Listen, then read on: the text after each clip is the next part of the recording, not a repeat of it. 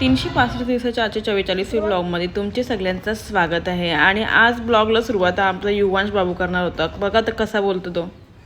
Good morning. Good morning.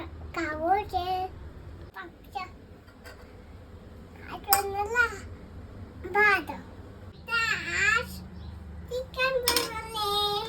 बोल. Wow. हां.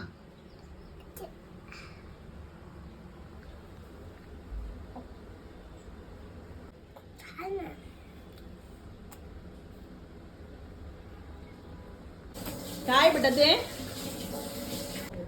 नाते दोनच आहे. कसे लागते हा बोल लवकर. कशा लागते बाबू.